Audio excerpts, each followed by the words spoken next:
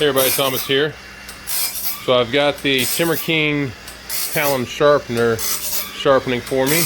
This is a blade, if you've been watching my videos where I was cutting into that oak log, this is a blade where I started cutting, and I cut a little bit yesterday or day before yesterday. However, with the bad weather looming and then it was very low light, the video did not turn out that well, so I stopped cutting. Also, while I was cutting, I noticed that I had a dip near one of the branches that broke off of the main tree there.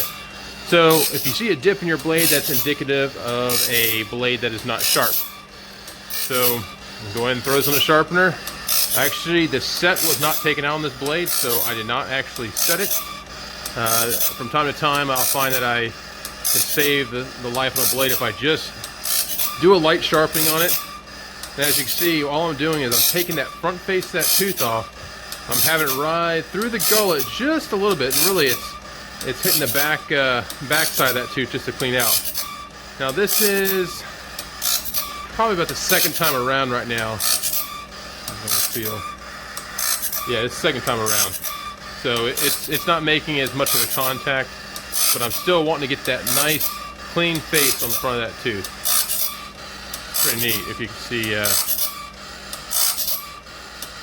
Just watch the spark trail there. So it is slightly cleaning out that gullet, the gullet being the lower portion there. Now I'm around two. So now you can hear it's barely touching. In fact, if I want to clean out that gullet a little bit more, I can lower it down just a little bit. There we go. Well, again, all I'm doing is just taking a little bit off the tooth there. You can kind of see, it's hard to tell. It's a low light. Let's see if I can turn the light on here. See those teeth there? It looks clean. That gullet is nice and clean. That's what you want to see. You can see the offset of the blades. So you have a up, and you have a down, then you have a flat. So again, all you want to do is see how that light just shines on there. That just shows I have a nice clean machined surface almost. And this blade will be ready to cut. So whenever I do part 2 of the video of the oak tree, I'll go ahead and use this blade, and we'll go ahead and take a look at how she cuts on that log. But again, she's run around about 2 times right now. But this Talon sharpener is a great sharpener. With any sharpener, when you put a new blade on there will be some fine tuning, but I have not made really any adjustments while this thing's been going around. It's been holding true once I put the blade on there, and I'm very happy with that. So again, if you've seen my other video with Mr. Robert's Cook Sharpener, this is Timberking's answer to how they sharpen blades. And in the near future, hopefully within the next month or so, we'll actually have a professional video that shows the setup of this sharpener. We'll also do a video on the setup of the setter as well. Setters can be a little bit irritating sometimes, but a sharpener, they're pretty spot on, and once you get them dialed in, they're pretty easy just to throw a blade on there and run with it. So for all those folks impacted by this horrible storm coming through, we're down here in Lucedale, Mississippi, but we've got this just huge storm coming through. It's made its way through Louisiana. My dad up there near Jackson, Tennessee, we've already contacted them. They've made it through the tough part so far, but as of right now, as I'm making this video, the storm for us is down in the Gulfport, Biloxi area, and is fast approaching this location. So hopefully everyone will stay safe, and we'll be cutting here probably tomorrow. All right, have a good evening. Thanks. Okay, I couldn't resist. I'm sorry, the wind noise is probably gonna be up because the storm is impending. But I just sharpened the blade. And I'll show you this wood right here. This is that giant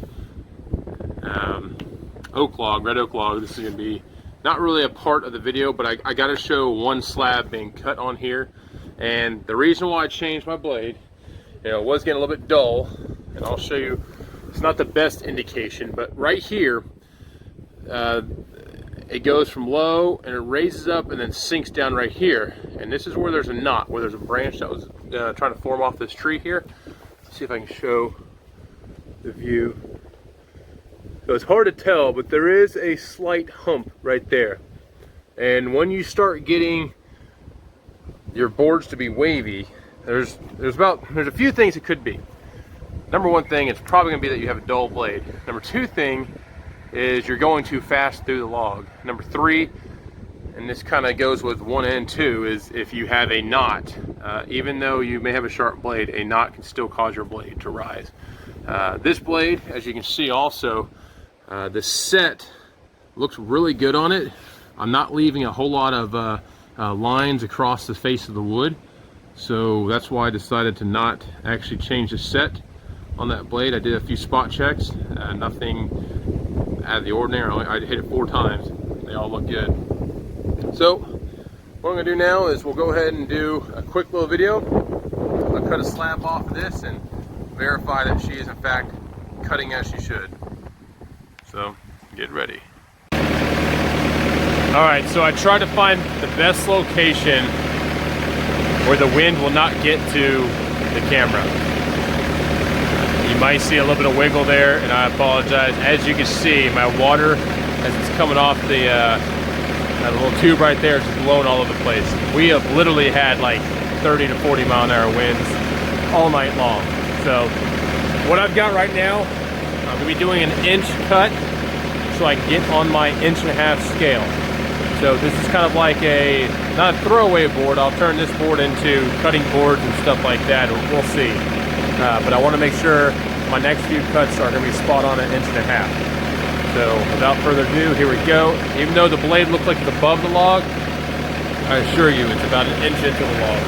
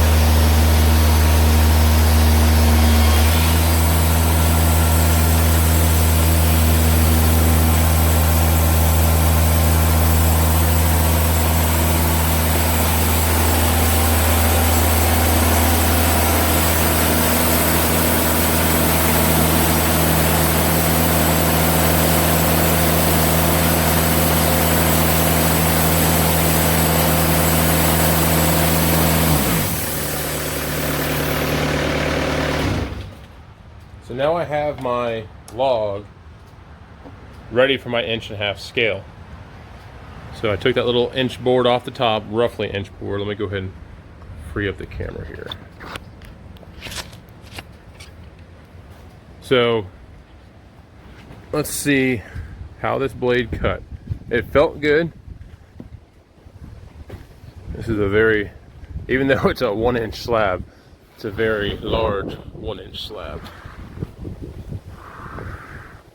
This is ridiculous. I don't have my tape on me, but I guarantee you that right there is about 24 inches. All right. Looking at the log, you can see nice and smooth. My set is still about what it is out the box and everything. Pretty impressive. I literally, as you saw in the previous part of this video, I had the blade on there for about 2 revolutions just to clean her up.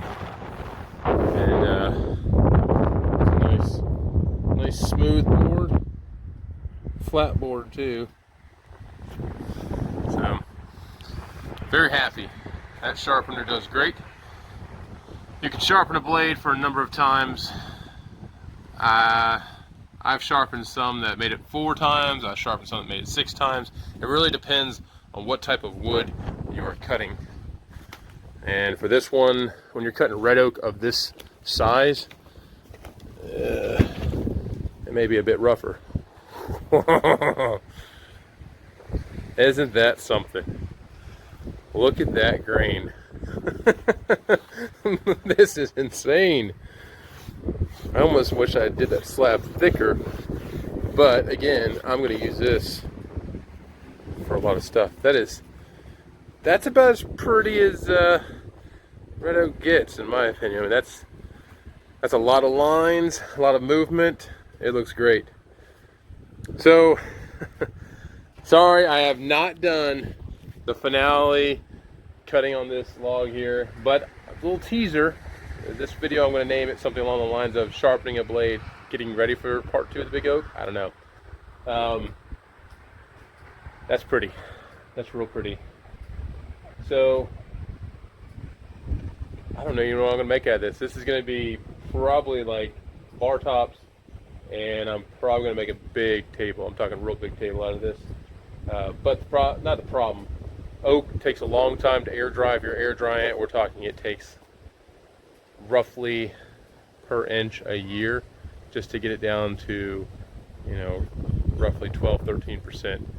What I find, a lot of woods, poplar, sweet gum, cedar, they dry relatively fast. Pine, relatively fast.